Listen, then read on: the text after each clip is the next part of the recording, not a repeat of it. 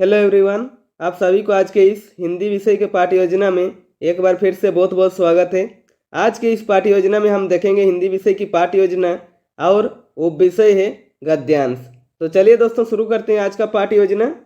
तो सबसे ऊपर आप देख सकते हैं हिंदी विषय की पाठ्य योजना संख्या 49 लिखी हुई है। यहाँ पर आपको पाठ्य योजना संख्या लिखनी होती है। जितनी भी संख्या आपके पाठ्य योजना की होगी उसके बाद विद्यालय का नाम मेंशन करेंगे।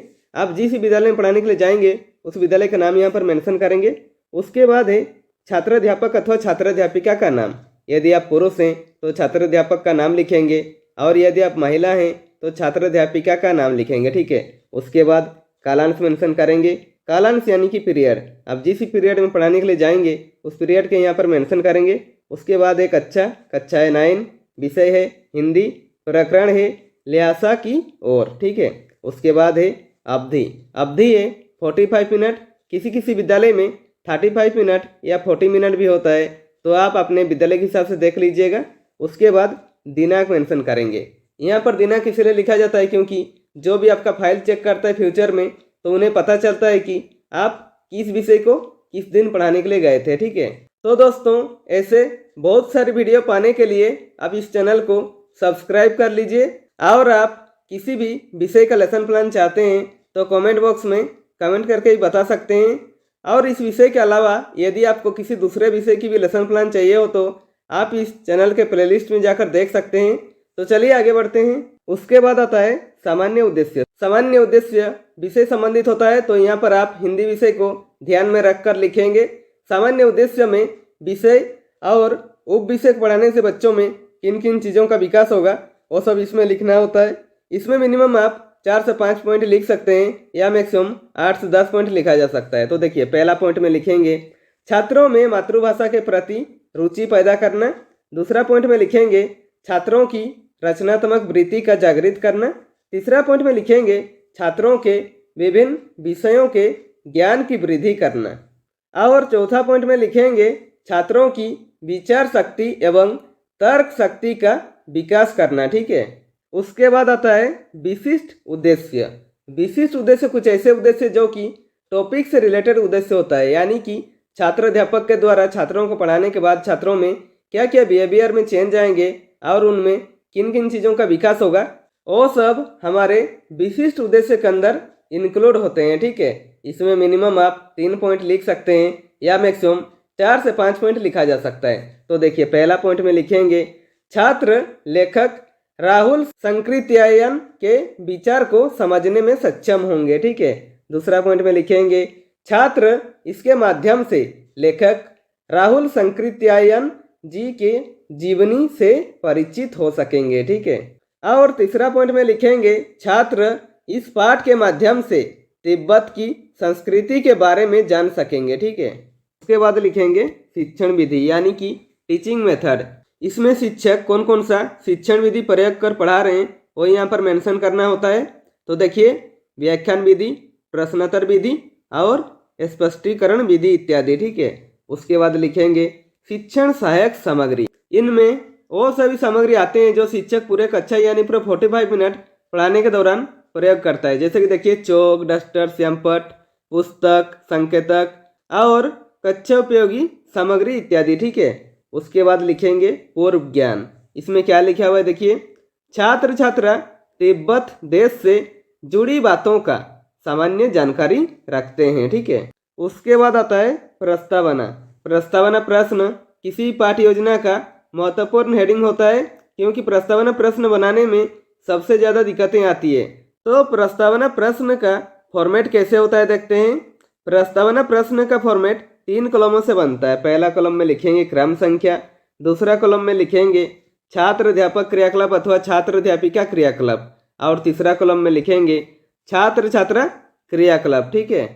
इसमें मिनिमम आप 3 प्रश्न पूछकर प्रकरण निकाल सकते हैं या मैक्सिमम 5 से 6 प्रश्न पूछकर प्रकरण निकाल सकते हैं। ठीक है। इसमें सभी प्रश्न और उत्तर क्रमबद्ध रूप में होनी चाहिए और पूर्व ज्ञान के आधारित होनी चाहिए। ठीक है। इसमें छात्र अध्यापक के प्रश्न करने पर जो छात्र छात्रा उत्तर देंगे उसी उत्तर से छात्र अध्यापक पुनः एक प्रश्न करेंगे। ठीक है।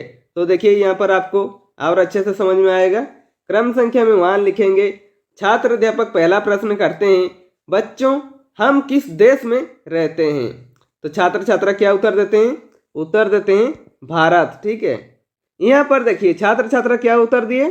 छात्र छात्रा उत्तर दिए भारत। ठीक है, अब इस भारत शब्द को लेकर छात्र अध्यापक पुनः एक प्रश्न करेंगे। ठीक है, तो देखिए छात्र अध्यापक दूसरा प्रश्न करते हैं, भारत के पड़ोसी देशों के नाम बताओ। तो छात्र छात्रा क्या उत्तर देते हैं? उत्तर देते हैं नेपाल, श्रीलंका, चीन, भूटान, तिब्बत आदि। ठीक है, उसके बाद छात्र अध्यापक तीसरा प्रश्न करते हैं, इन देशों में से किस देश को विश्व की छत कहते हैं? तो छात्र छात्रा क्या उत्तर देते हैं? उत्तर देते हैं तिब्बत का कहते हैं। ठीक है, उसके बाद छात्र अध्यापक चौथा प्रश्न करते हैं, बच्चों आपकी कक्षा के हिंदी विषय में तिब्बत से जुड़ी किसी पाठ का नाम बताओ। तो छात्र छात्रा क्या उत्तर देते हैं? उत्तर देते हैं ल्हासा की ओर। ठीक है, उसके बाद छात्र अध्यापक पांचवा प्रश्न करेंगे, ल्हासा की ओर पाठ के बारे में आप क्या जानते हो? तो छात्र छात्रा क्या उत्तर देते हैं? छात्र छात्रा कोई उत्तर दे नहीं पाते हैं और मौन रहते हैं। ठीक है, यानी कि ये क्या हो जाएगा? समस्यात्मक प्रश्न हो जाएगा। ठीक है, इसका उत्तर छात्र छात्रा नहीं दे पाएंगे तो कक्षा शिक्षक यानी आपका कर्तव्य है कि आप उस चीज को अच्छे से समझाएं बच्चों को। उसके बाद उद्देश्य कथन में लिखेंगे, बच्चों आज हम लोग लेखक राहुल संकृत्यायन द्वारा रचित पाठ ल्हासा की ओर के बारे विस्तृत अध्ययन करेंगे। ठीक है, उसके बाद आता है प्रस्तुतिकरण। प्रस्तुतिकरण पाठ को हमें सबसे अच्छा बनाना होता है कि जितना भी कंटेंट होता है टॉपिक का वो सब प्रस्तुतिकरण पाठ में रखते हैं। ठीक है, तो देखिए प्रस्तुतिकरण का फॉर्मेट कैसे होता है। प्रस्तुतिकरण का फॉर्मेट 4 कॉलम से बनता है। पहला कॉलम में लिखेंगे शिक्षण बिंदु यानी कि टीचिंग पॉइंट, इसमें हम कौन कौन से पॉइंट कवर करेंगे वो सब लिखेंगे। दूसरा कॉलम में लिखेंगे छात्र अध्यापक क्रियाकलाप अथवा छात्र अध्यापिका क्रियाकलाप यानी कि पुपिल टीचर एक्टिविटी, इसमें क्लासरूम में टीचर क्या क्या एक्टिविटी कर रहे हैं वो सब लिखेंगे। और तीसरा कॉलम में लिखेंगे छात्र छात्रा क्रियाकलाप यानी कि इसमें क्लासरूम में छात्र छात्रा क्या क्या एक्टिविटी कर रहे हैं वो सब लिखेंगे। और चौथा कॉलम में लिखेंगे श्यामपट कार्य। ठीक है, सबसे पहले शिक्षण बिंदु पर लिखेंगे लेखक का जीवन परिचय। ठीक है, और इसमें छात्र अध्यापक ल्हासा की ओर पाठ के लेखक का जीवन परिचय के बारे में जो बताएंगे वो छात्र अध्यापक क्रियाकलाप पर लिखेंगे। तो देखिए क्या बताते हैं, राहुल संकृत्यायन का जन्म सन 1893 में उनके ननिहाल गांव पंधा जिला आजमगढ़ उत्तर प्रदेश में हुआ। ठीक है, उनका पैतृक गांव कनेला था। उनका मूल नाम केदार पांडे था। उनकी शिक्षा काशी, आगरा और लाहौर में हुई। सन 1930 में उन्होंने श्रीलंका जाकर बौद्ध धर्म ग्रहण कर लिया। तब से उनका नाम राहुल संकृत्यायन हो गया।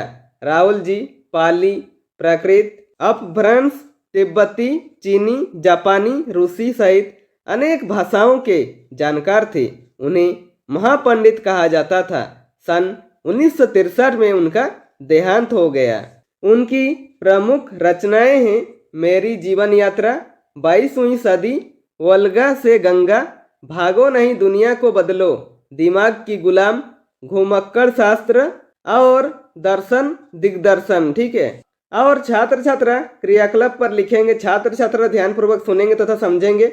और श्यामपट कार्य पर छात्र अध्यापक जो पढ़ा रहे हैं उसे शॉर्ट में लिख दीजिएगा ताकि जो बच्चे ध्यान से सुन नहीं रहे हैं उन्हें भी अच्छे से समझ में आ जाए। तो हेडिंग देंगे लेखक का जीवन परिचय। ठीक है, तो लिखेंगे पहला पॉइंट में राहुल संकृत्यायन का जन्म सन 1893 में उनके ननिहाल गांव पंधा जिला आजमगढ़ उत्तर प्रदेश में हुआ। ठीक है, दूसरा पॉइंट में लिखेंगे उनकी प्रमुख रचनाएं हैं मेरी जीवन यात्रा, 22वीं सदी, वोल्गा से गंगा, भागो नहीं दुनिया को बदलो, दिमाग की गुलाम, घुमक्कड़ शास्त्र और दर्शन दिग्दर्शन। ठीक है, उसके बाद बोधात्मक प्रश्न पूछेंगे। ठीक है, इसमें छात्र अध्यापक बच्चों जो पढ़ा रहे हैं बच्चों को कितनी समझ में आ रहा है ये जानने के लिए बीच बीच में एक या दो प्रश्न करते हैं। तो देखिए पहला प्रश्न करते हैं, राहुल संकृत्यायन जी ने कौन सा धर्म अपनाया? तो छात्र छात्रा क्या उत्तर देते हैं? उत्तर देते हैं राहुल संकृत्यायन जी ने बौद्ध धर्म को अपनाया था। ठीक है, उसके बाद छात्र अध्यापक दूसरा प्रश्न करते हैं, राहुल सांकृत्यायन का जन्म कहाँ हुआ? तो छात्र छात्रा क्या उत्तर देते हैं? उत्तर देते हैं, राहुल सांकृत्यायन जी का जन्म आजमगढ़ के पंधा गांव में हुआ था। ठीक है। उसके बाद शिक्षण बिंदु पर लिखेंगे लहसा की ओर पाठ का सारांश। ठीक है। और इसके बारे में छात्र अध्यापक जो बताएंगे वो छात्र अध्यापक क्रियाकलाप पर लिखेंगे। ठीक है।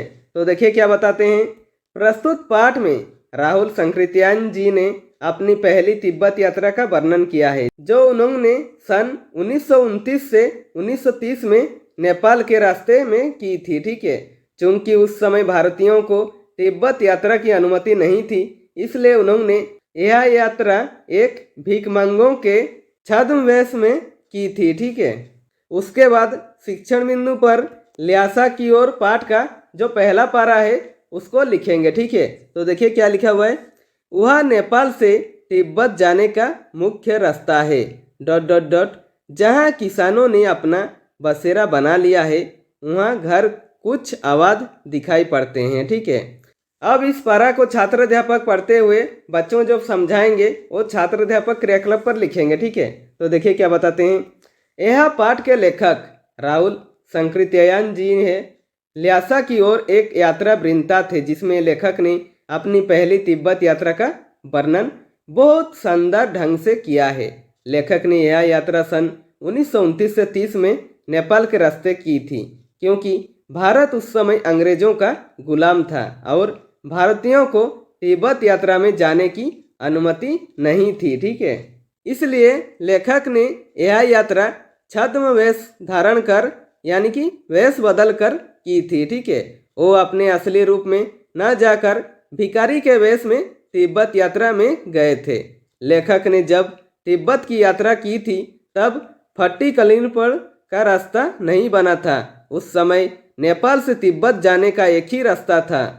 वैसे यह मुख्यतः व्यापारिक और सैनिक रास्ता था जिससे होकर व्यापारी और सैनिक आते जाते थे, परंतु इसी रास्ते से नेपाल और भारत के लोग भी आते जाते थे, इसलिए लेखक ने इसे उस समय का मुख्य रास्ता बताया है।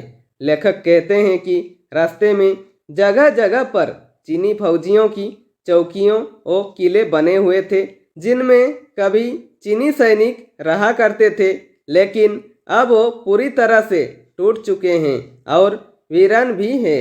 लेकिन उन किलों के कुछ हिस्सों में वहाँ के किसानों ने अपना बसेरा बना लिया है, इसलिए उन किलों के कुछ हिस्से आबाद थे। ठीक है। और छात्र छात्रा क्रियाकलाप पर लिखेंगे। छात्र छात्रा ध्यानपूर्वक सुनेंगे तथा समझेंगे। और श्यामपाठ कार्य पर छात्र अध्यापक जो ल्यासा की ओर पाठ के पहला पारा पढ़ा है उसमें जो कठिन शब्द थे उसके अर्थ लिखेंगे। ठीक है। तो हेडिंग देंगे कठिन शब्दों के अर्थ। पहला में लिखेंगे डांडा, इसका अर्थ होता है ऊंची जमीन। थोंगला, इसका अर्थ होता है तिब्बती सीमा का एक स्थान। ठीक है। उसके बाद है भीटे, भीटे का अर्थ होता है टीले के आकार का ऊंचा स्थान। ठीक है। उसके बाद बोधात्मक प्रश्न पूछेंगे। ठीक है। इसमें छात्र अध्यापक बच्चों जो पढ़ा रहे हैं बच्चों को कितनी समझ में आ रहा है ये जानने के लिए बीच बीच में एक या दो प्रश्न करते हैं। तो देखिए पहला प्रश्न करते हैं, ल्यासा की ओर पाठ हिंदी गद्य की कौन सी विधा है? तो छात्र छात्रा क्या उत्तर देते हैं? उत्तर देते हैं यात्रा वृंतांत। ठीक है। उसके बाद छात्र अध्यापक दूसरा प्रश्न करते हैं, नेपाल तिब्बत मार्ग व्यापारिक होने के साथ साथ कौन सा मार्ग था? तो छात्र छात्रा क्या उत्तर देते हैं? उत्तर देते हैं सैनिक मार्ग। ठीक है। यहाँ पर हमारा प्रस्तुतिकरण समाप्त होता है। इसके आगे यदि आप बढ़ाना चाहते हैं तो बढ़ा सकते हैं। उसके बाद प्रस्तुतिकरण को समाप्त करेंगे। ठीक है।